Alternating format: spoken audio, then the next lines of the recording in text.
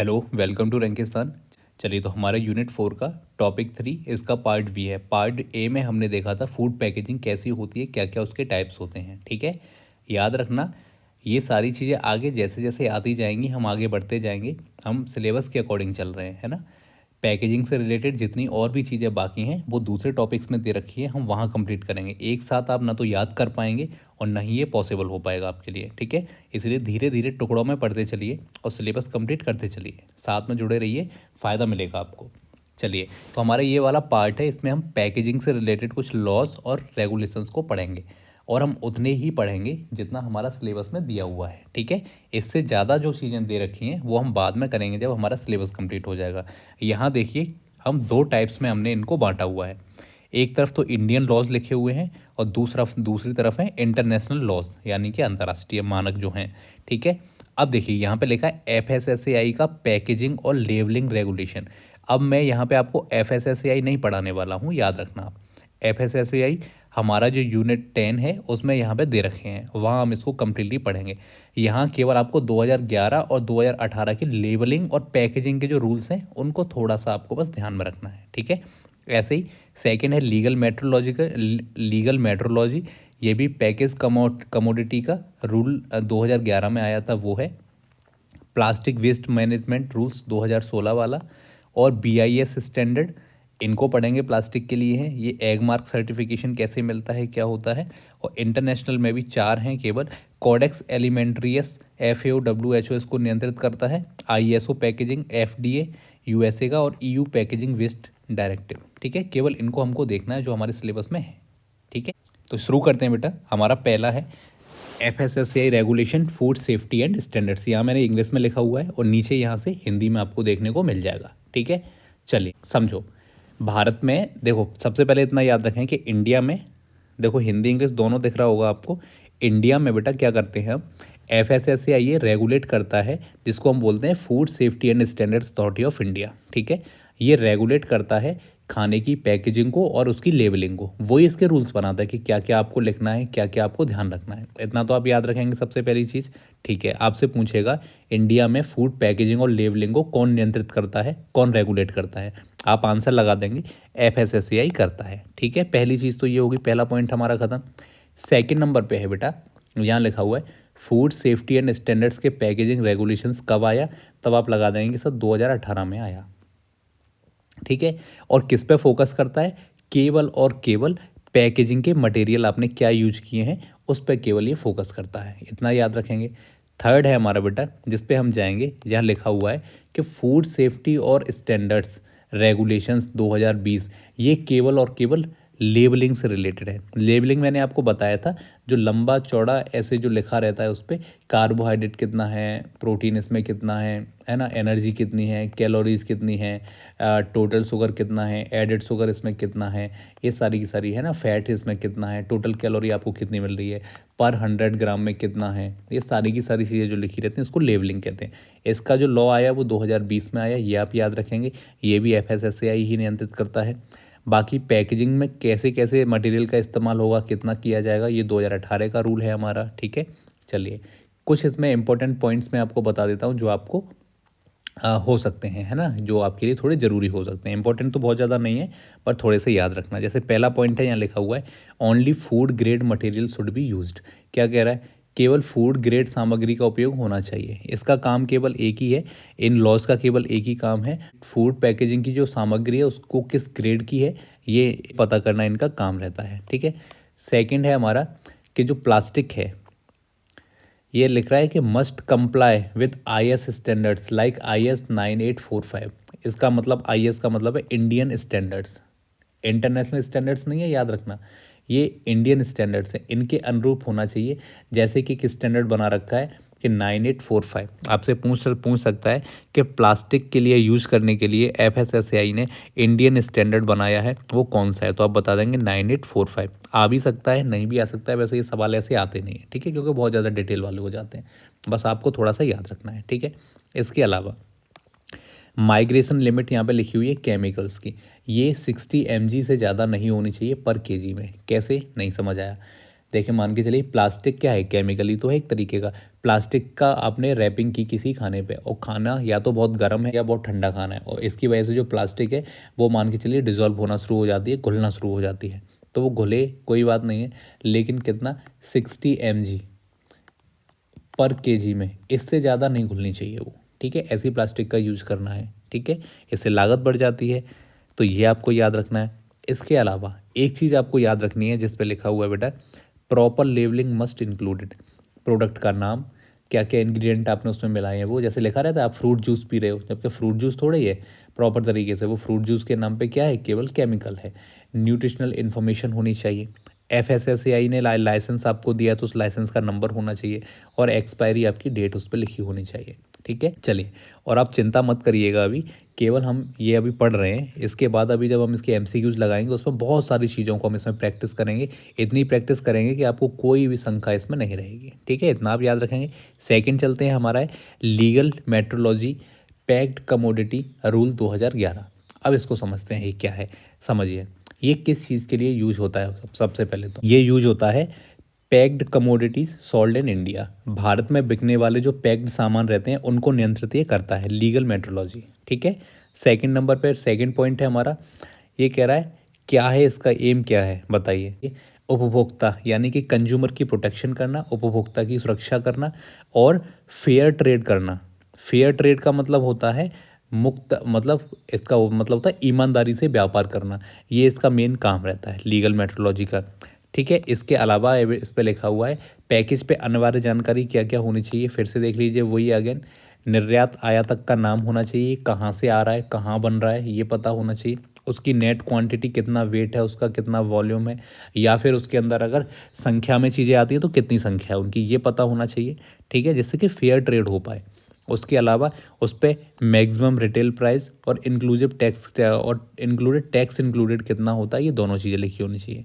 ठीक है, इस पर मैन्युफैक्चरिंग डेट लिखी होनी चाहिए, एक्सपायरी डेट लिखी होनी चाहिए, और कंज्यूमर केयर डिटेल्स होनी चाहिए, जहाँ पे कंज्यूमर के लिए नंबर भी हो सकता है इसके लिए। ठीक है, यानी कि कंज्यूमर केयर डिटेल होनी चाहिए यहाँ पे। कंज्यूमर अगर चाहे तो उस कंपनी से कांटेक्ट कर पाए, उसकी डिटेल्स यहाँ पे होनी चाहिए। ठीक है, तो ये सारी सारी चीज़ें हो गई, इतना याद रखेंगे आप। लीगल मेट्रोलॉजी ये किसके लिए होता है, कमोडिटीज़, वो सामान जो इंडिया में सेल होते हैं उन पे फेयर ट्रेड हो, ईमानदारी से व्यापार हो, और कंज्यूमर प्रोटेक्शन हो पाए, उसके लिए इसको यूज किया जाता है। ठीक है, चलिए, इसके अलावा आता है थर्ड पे, जिस पे लिखा हुआ है BIS स्टैंडर्ड्स आपको यहाँ बताने हैं।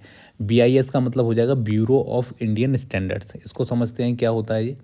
सबसे पहला पॉइंट है BIS issues standard for safe packaging material. क्या होता है BIS, याद रखना, सुरक्षित पैकेजिंग सामग्री के लिए मानक जारी करता है। कि अगर आपको पैकेजिंग करनी है, चाहे वो कांच की हो, कांच की बोतल में, प्लास्टिक की बोतल में, या फिर किसी भी प्रकार की करनी है, तो उसके लिए मानक यानी स्टैंडर्ड्स बना रखे हैं। और कौन से स्टैंडर्ड्स हैं, ये इंडियन स्टैंडर्ड्स हैं, इंटरनेशनल स्टैंडर्ड्स ये नहीं हैं। ठीक है, क्या क्या होनी चाहिए तो याद रखना, इसके लिए स्टैंडर्ड्स बना रखे हैं। आपने कहीं देखा होगा, बहुत जगहों पे इसको लिखा हुआ देखा होगा प्रोडक्ट्स पे। ठीक है, खाद्य पैकेजिंग में प्रयुक्त प्लास्टिक जो होगी, एक तो स्टैंडर्ड होता है 15495। ठीक है, ये खाने के पैकेट पे होता है। इसके अलावा इंडियन स्टैंडर्ड 9845 माइग्रेशन लिमिट है इन प्लास्टिक। समझे, खाने की पैकेजिंग के लिए जो प्लास्टिक की जो कितने की थिन होगी, कितने पतली होगी, ये सारी की सारी चीज़ें ये इंडियन स्टैंडर्ड 15495 बताता है। और ये खाने के साथ मिल ना जाए, उसमें बताया अभी 60 mg से ज़्यादा पर केजी में नहीं मिलना चाहिए। इसके लिए इंडियन स्टैंडर्ड बनाया गया है 9845। ये आप याद रखें, ये रटने वाली चीज़ है, इसमें समझने वाला कुछ ज़्यादा है नहीं। एक लास्ट स्टैंडर्ड है बेटा, ये बनता है जो एल्यूमिनियम की फॉइल में और कंटेनर्स में खाना लपेटते हैं ना, ये उसके लिए बनाया गया है, जिसका नाम है IS 1784 और /1783। ठीक है, इसको भी देख लीजिएगा। इसका उद्देश्य क्या है बेटा बताओ, वही है सेम, क्वालिटी को इंश्योर करना, सेफ्टी और स्टैंडर्डाइजेशन, मानक एक तय करना पैकेजिंग में। ठीक है, उसके लिए इसको यूज किया जाता है, याद रखना है इसको। ठीक है, हिंदी में भी ये लिखा हुआ है नीचे। फोर्थ है हमारा, जिस पे लिखा हुआ है एनवायरमेंटल लॉज इन इंडिया। ये क्या है समझो इसको। यहाँ केवल हम ये पैकेजिंग से रिलेटेड पढ़ रहे हैं, याद रखना। ये एनवायरमेंटल लॉज तो बहुत हैं इंडिया में, लेकिन ये केवल और केवल हम क्या पढ़ रहे हैं, पैकेजिंग से रिलेटेड केवल पढ़ रहे हैं, ठीक है। तो चलो सबसे पहले यहाँ पे हम देखते हैं प्लास्टिक वेस्ट मैनेजमेंट रूल्स आया 2016 में, जिसको 2021 में किया गया है संशोधित, अमेंडेस को किया गया है, ठीक है। प्लास्टिक वेस्ट मैनेजमेंट रूल कब आया बेटा? 2016। अमेंड कब किया गया है इसको? 2021 में किया गया है, ठीक है। किस किस चीज़ पे इसने बैन लगाया था, क्या क्या इसने किया है अभी तक? देखिए इसने लगाया बेटा ban on single use plastic, जैसे कैरी बैग्स, स्ट्रॉ, कटलरी। कितना लगाया है और कितना यूज होता है वो आप सबके सामने है, लेकिन फिलहाल इसने जो कागज़ों में कार्रवाई की है वो है इसने सिंगल यूज प्लास्टिक पे बैन लगा दिया है, ठीक है। सेकेंड नंबर पर producers must extend producer responsibility, EPR इसको बोलते हैं। ईपीआर क्या होता है? एक्सटेंडेड प्रोड्यूसर रिस्पॉन्सिबिलिटी, इसको ईपीआर को हम कहते हैं, ठीक है। ईपीआर को इसका मतलब होता है प्लास्टिक जो आपने फैलाया अपने प्रोडक्ट के माध्यम से, उसको वापस इकट्ठा करना, उसको रिसाइकल करना, यानी फिर से उसको इस्तेमाल करना पैकेजिंग में, जिससे कि आप बढ़ा के पूरी धरती को ही ना भर दो इससे अपने पैकेट से, ठीक है। तो ये चीज़ें इसमें दी गई हैं, ठीक है। इसको आप याद रखें। एनवायरमेंटल लॉज ये उससे रिलेटेड हो गया। इसके अलावा अब आते हैं इंटरनेशनल पैकेजिंग स्टैंडर्ड। देखो मेरे भाई, ये एनवायरनमेंट से रिलेटेड लॉज हम नहीं पढ़ रहे हैं, केवल एनवायरमेंटल लॉज वो वाले पढ़ रहे हैं जो पैकेजिंग से रिलेटेड है, क्योंकि हमारा टॉपिक चल रहा है फूड पैकेजिंग। तो केवल उसी से रिलेटेड हमको पैकेज ये लॉज हमको पढ़ने हैं, ठीक है। थोड़ा सा सिलेबस को देखो, मैंने कई बार बोला है, तो आपकी परेशानियाँ थोड़ी कम हो जाएंगी। चलिए, तो फिफ्थ पॉइंट है हमारा इंटरनेशनल पैकेजिंग। अब हम इंटरनेशनल स्टैंडर्ड्स के हिसाब से देखेंगे, क्योंकि वो भी मॉनिटर इन चीज़ों को करते हैं, क्योंकि हम लोग इम्पोर्ट एक्सपोर्ट बाहर भी तो करते हैं, तो इसी वजह से ये सारी चीज़ें देखी जाती हैं। तो नंबर ए है हमारा, तो ए पॉइंट है हमारा जिसमें लिखा हुआ है कोडेक्स एलिमेंटेरियस। इसको मॉनिटर करता है बेटा WHO, वर्ल्ड हेल्थ ऑर्गेनाइजेशन, और FAO जिसको हम बोलते हैं फूड एंड एग्रीकल्चर ऑर्गेनाइजेशन, ये इसको मॉनिटर करता है। ये provide international guidelines on food packaging labelling. जैसे इंडिया में कौन करता है? FSSAI पैकेज इसके लिए गाइडलाइन देता है, और इंटरनेशनल लेवल पे WHO और FAO देते हैं, ठीक है। क्या क्या करते हैं मैंने बताया, अंतर्राष्ट्रीय दिशा निर्देश देते हैं खाने की पैकेजिंग और लेबलिंग पे, ठीक है। इतना याद रखेंगे। Promote food safety and fair trade among Nations, खाद्य सुरक्षा और निष्पक्ष व्यापार, ये दोनों इनका काम होता है, यानी कि खाने की सुरक्षा भी रहे और फेयर ट्रेड हो सके। फेयर ट्रेड हो, कोई ऐसे डग्गे मारी से कोई वहाँ पे ट्रेड ना कर पाए, ये चीज़ है, ठीक है। तो ये केवल हमें यहाँ पे याद रखना है कि कौन करता है ये। यहाँ से सवाल आपसे ऐसे ही पूछेगा कि इंटरनेशनल लेवल पर गाइडलाइंस कौन मैनेज करता है फूड पैकेजिंग और लेबलिंग की, तो आप बता देंगे WHO और FAO करता है, ठीक है। बाकी जब हम इसके MCQs लगाएंगे तब इनको क्वेश्चंस को और अच्छे से लगा लें, ठीक है। चलिए, तो पॉइंट भी है हमारा EU रेगुलेशन, यानी यूरोपियन यूनियन के कौन कौन से रेगुलेशन है उनको एक बार देख लेते हैं। यहाँ पे लिखा हुआ है EC नंबर ये है, materials in contact with food must not harm health. कह रहा है भोजन के संपर्क में आने वाली जो सामग्रियां हैं वो स्वास्थ्य को नुकसान न पहुंचा पाएँ, इसके लिए ये उन्होंने एक कोड बना रखा है कि इसके अकॉर्डिंग ही जो मटेरियल है वो यूज होना चाहिए, ठीक है। इसके अलावा सेकंड है EU plastic regulation 10/2011 migration limit for plastic.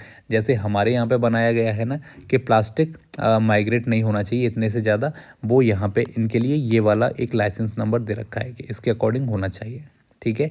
इसके अलावा एक और है, प्लास्टिक में रसायनों की सीमा तय की गई है। हाँ, तो ये वही वाला हो गया, हिंदी में लिखा हुआ है, सिंपल सी बात है। चलिए, तो लास्ट है, चलिए तो हमारा नेक्स्ट है, इसमें लिखा है US FDA food and drug administration. देखो सुनो मेरी बात, ये जो इंटरनेशनल पैकेजिंग है ना, यहाँ से क्वेश्चंस आने की प्रोबेबिलिटी कम रहती है, अपने इंडियन से ही आने की प्रोबेबिलिटी ज़्यादा रहती है, लेकिन फिर भी एक बार इनको पढ़ लो, क्योंकि थोड़ा सा सिलेबस में डिस्कस इसको किया गया है, ठीक है। तो ज़्यादा ध्यान नहीं, बस सुन लो, बाकी जब क्वेश्चंस कराऊँ तो उन क्वेश्चंस को लगा लेना। मैं मोस्ट इंपॉर्टेंट जो क्वेश्चंस होंगे केवल उन्हीं को कराऊंगा, ठीक है। चलो, तो नेक्स्ट है US FDA food and drug administration, इसको देखते हैं। Control all packaging material in contact with food. America में, याद रखना क्योंकि US की बात कर रहा है, तो अमेरिका में जितने भी खाने के जो सामग्रियाँ होंगी उनको नियंत्रित करना, मटेरियल को नियंत्रित करना, पैकेजिंग वाली को, ठीक है। और खाद्य पैकेजिंग के लिए प्लास्टिक कोटिंग या फिर जो उनको रैप कर देते हैं ना, चिपका देते हैं ऐसे कागज़ या मेटल्स, उनको मंजूरी प्रदान करने का काम कौन करेगा? US FDA करता है, फूड एंड ड्रग एडमिनिस्ट्रेशन, ठीक है।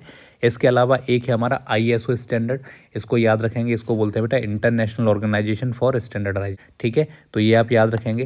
ये देखिए क्या करता है, set global standards for packaging quality and safety. ISO क्या करता है, आईएसओ की आपने ये कई सारी ब्रांडिंग आपने देखी होंगी, ये लाइसेंसेस दिए जाते हैं उनको, मानक दिए जाए, ये मानक होते हैं, इनके स्टैंडर्ड्स होते हैं, ठीक है, आईएसओ के। तो ये जिसको मिलते हैं, जिस मैनेजमेंट को, ये काफ़ी ज़्यादा मतलब वो अच्छा काम कर रहा है, ठीक है। तो याद रखना सुपर इंपॉर्टेंट चीज़ है ये वाली, ठीक है। इस पूरे लेक्चर का ही सबसे सुपर इंपॉर्टेंट ये वाला पार्ट है।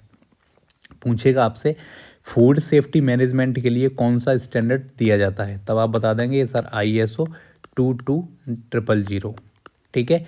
आपसे पूछेगा पैकेजिंग और एनवायरनमेंट फ्रेंडली आई, तब आप बोलेंगे 18602, ठीक है। सीधा सीधा आपसे यहाँ से ये पूछा जाएगा, ठीक है। याद रखना ये किसके लिए है, सेट ग्लोबल स्टैंडर्ड पैकेज के होते हैं, पैकेजिंग की गुणवत्ता सुरक्षा के लिए बेस्ट के मानक होते हैं, या हिंदी में लिखा हुआ है, ठीक है। चलिए अब इसके बाद आपके लिए एक काम है जो मैं आपको देना चाहता हूँ, केस स्टडी आपको करना है। 2015 में आपको पता है मैगी को बैन किया गया था, तो मैगी को बैन किया गया था, इसके बारे में बेसिक डिटेल आपके पास होनी चाहिए, क्यों किया गया था। जैसे आपको उसने बताया था उसमें कि जो लेड होता है, LEAD, लेड जो PV होता है, वो इसमें मिक्स होके आ रहा था। तो ये आपको याद रखना है कि किस अमाउंट में आ रहा था, कब किया और इसको किया गया, फिर उसके बाद मैगी फिर से अचानक से फिर से कैसे आ गई है मार्केट में, ठीक है। तो ये कुछ आपको केस स्टडी इसमें करनी है ना। मैगी बैन आप पढ़ लेना ज़रूर।